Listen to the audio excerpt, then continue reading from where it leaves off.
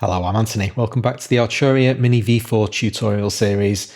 We're going to do a preset deconstruction today. I've chosen this preset called Geiger from the stock Arturia library, and I've selected this preset because it stretches almost every muscle in the synthesizer.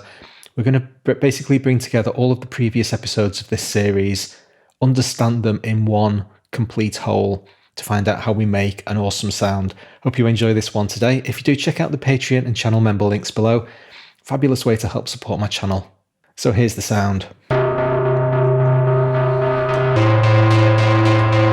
Ominous, dark, brooding. We've got modulation wheel action.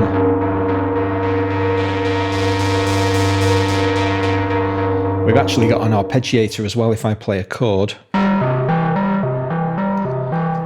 Tons and tons of stuff to go at. Let's get on with it. Now there are actually so many moving parts to this preset. The best way to understand how everything plugs together is to strip most of it out and bring components in one at a time. I'm going to start off in the advanced screen and I'm going to disable everything. I'm going to turn all of the effects off, and I'll turn them off one by one so that I can bring them back in one by one rather than disabling them from the master switch.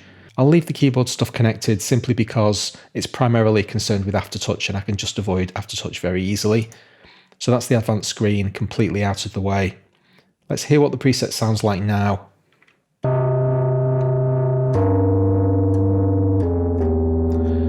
Retaining the fundamental character of the sound, but we've simplified it a lot. And when we bring those components back in, I'll be able to show you them one by one, what they're bringing to the sound. A lot of this sound design is quite subtle, and that's very often where the good stuff lies, but we need to eat our vegetables first. Let's figure out how the oscillators are all working. We're still not done with stripping stuff away though, because both the oscillator and filter modulators are engaged.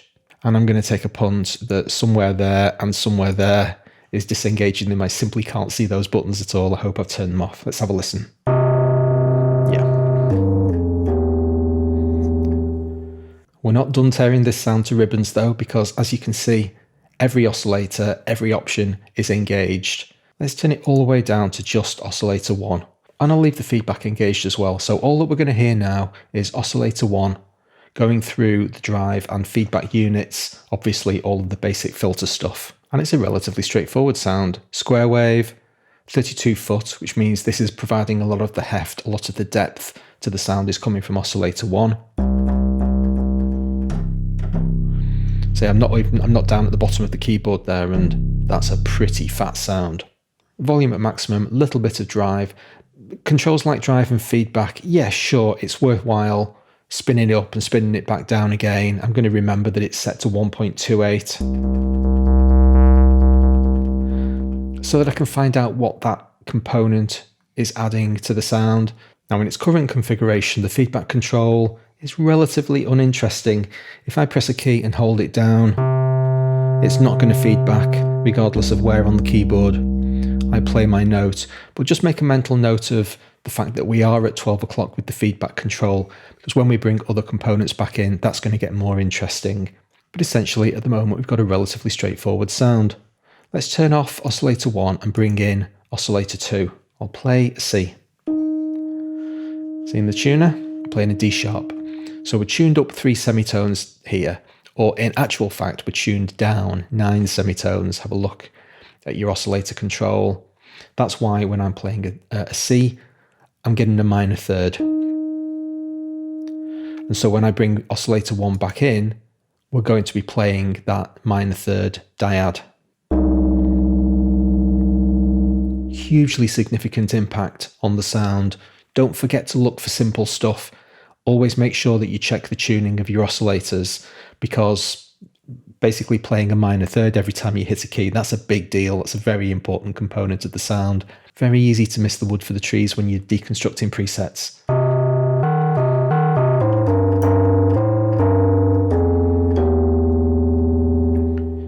Different shape of pulse for oscillator 2, wide rectangular. Other than that, again, relatively straightforward. That's our bedrock sound. Oscillators 1 and 2 are producing the majority of the tone, and they're doing that harmonic heavy lifting as well. So now we've got a basic understanding of how the core of the sound operates. I'm going to disable oscillators 1 and 2, And we're just going to have a listen to Oscillator 3 on its own. Just before we move on, I should have mentioned really Oscillator 2 being set to 4 foot. That's again a big deal. I'm playing a fairly low C here. It's the combination of that high pitch from Oscillator 2 plus 1, which is giving you that tonal colour. Even doing a preset deep dive, you can miss stuff. Okay, Oscillator 3, what's this doing? So where's all that coming from? The oscillator modulators aren't working. We know that we've disabled all of the advanced stuff. And yet there's some kind of crazy tonal work going on there. What happens when we bring the feedback down?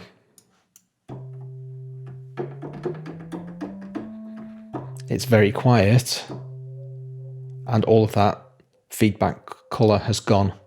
I'm competing with the wood pigeons today. I'm not sure if you can hear that on the mic. So yeah, relatively straightforward sound on its own.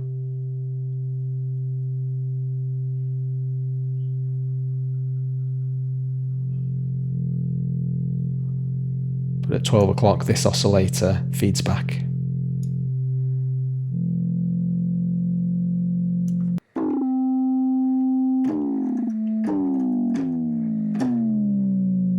Did you even hear that when it was mixed in with oscillators 1 and 2? Let's hear all 3 together.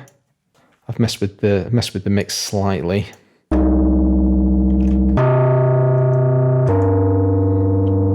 Really fabulous tonal colour right behind oscillators 1 and 2 that are producing most of the tonal work. You've got that crazy effect going on. So now we've got quite an enharmonic sound. Let's turn oscillators 1 and 2 back off again. And we'll have a quick listen to the noise module on its own. Again, being affected by the feedback unit, that's just noise. If I turn the feedback down. But when you feedback noise into itself, it has the capacity to actually filter out a lot of its own noise, and you end up with tone.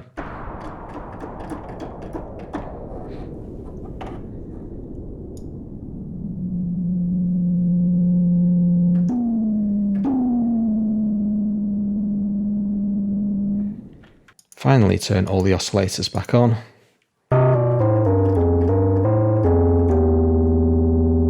Can't really hear that noise module doing the noise thing anymore, but as we've heard, it is doing a very important job. Now bear in mind, Oscillator 3 does 2 jobs on a Mini-Moog. It's not just a tonal oscillator, it's also powering the modulators. So let's bring each of those in one at a time. We'll do the oscillator modulator first. Now bear in mind, Oscillator 3 is cycling at audible rates. We've just heard it. It's an audible oscillator set to 16 foot, which means it's well into the range of audible frequencies. So when we bring in the modulator, this isn't your standard vibrato oscillator. In other words, it's not varying the pitch slowly enough for us to be able to identify. It's acting more like an FM modulator, varying the pitch hundreds of times a second.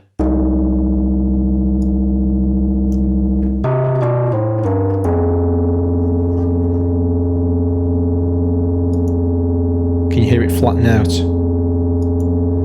And there it comes back in again.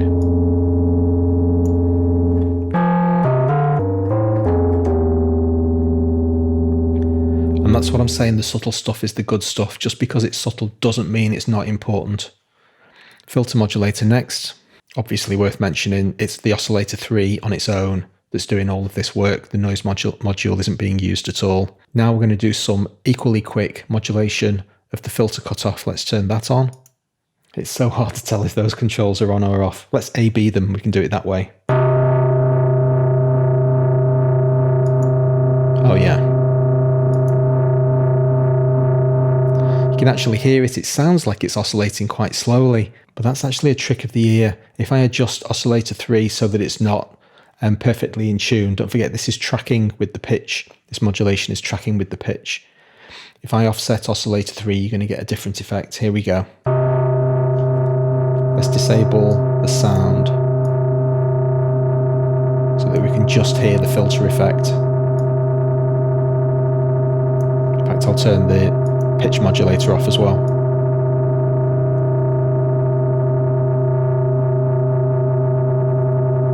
It's So that's the filter cutoff being modulated hundreds of times a second. And when it's dead on 0, you're getting this kind of undulating wave effect.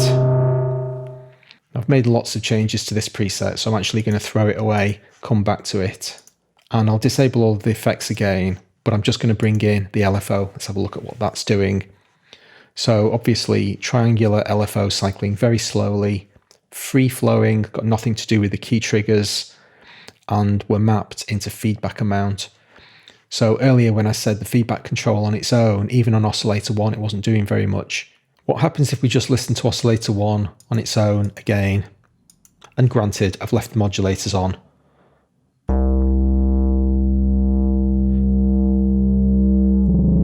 There you go. So even though at 12 o'clock, Oscillator 1 isn't doing anything particularly interesting, we have an additional modulation source. The LFO is pumping extra control voltage into the feedback control, and at the peaks, we're getting those lovely little crackles. And then for the majority of the time, Oscillator 1's behaving itself. That's awesome stuff. Oscillator 2.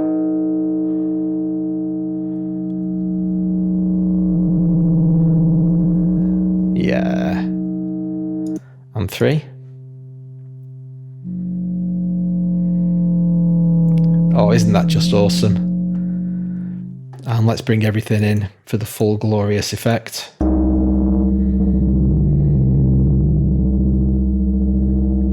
One simple modulator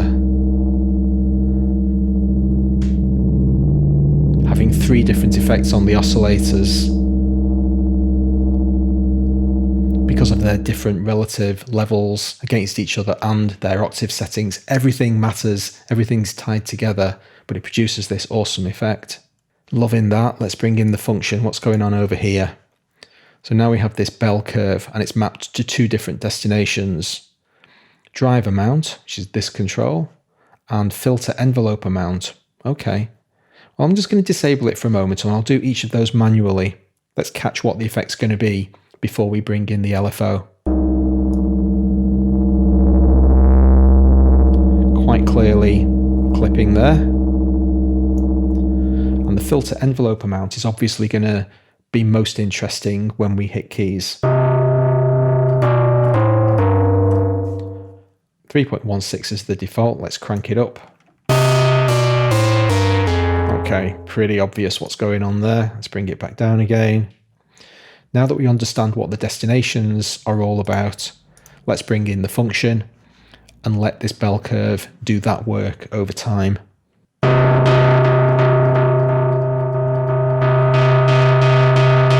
It's as if I'm hitting the key harder, but I'm not. That's a natural cycle.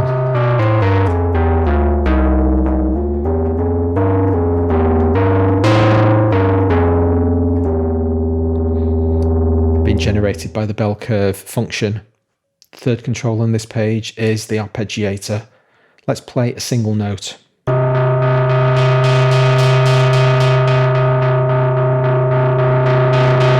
Now hopefully you're appreciating the power of an arpeggiator played on a single note. It doesn't have to play arpeggios. Simply repeating that note and giving us that pulse. I mean, this preset is called Geiger.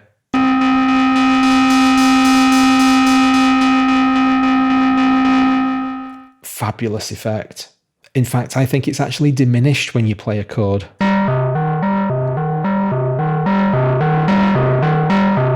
That's fine, it's a good sound, but it's not as good as that insistent throb coming from the single note. So really simple arpeggiator. The settings couldn't be any easier, any more basic, but they're doing fabulous work. Over onto the effects page, let's have a look over here. Bring in the chorus. In fact, I'll turn it off and we'll just A-B it. You know, even before you hit a key, it's good as that sudden sense of space appears.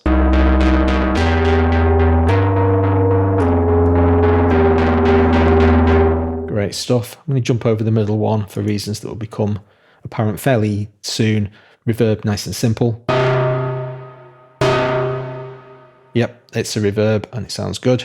The reason I jumped over the middle one is because it looks like it's disabled. In fact, you can't hear it at the moment. There's no tape echo here. This introduces a module I've not actually spoken about in this tutorial series because it's common to all Arturia synths, but let's cover it quickly now. It's the macros section. It's slightly obscured behind my head, so I'll just drag it over to the left. If you head over to the macros page, you've got these 4 programmable macros, and you can basically plug any number of destinations into these things and you have master control of them from the interface at the bottom. The time knob is very often, like I say, this is Arturia wide. All of their plugins, most of them, have this macro page. The time knob, which is currently set to 0, is mapped into FX2 dry wet. Well, that's the tape echo. So if we turn up that control and you can increase your time, and suddenly we've got delay effect, you can see it coming in.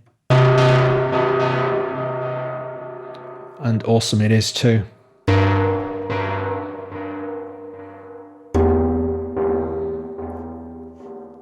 Turn that off again. So it looks like tape echo's not doing anything.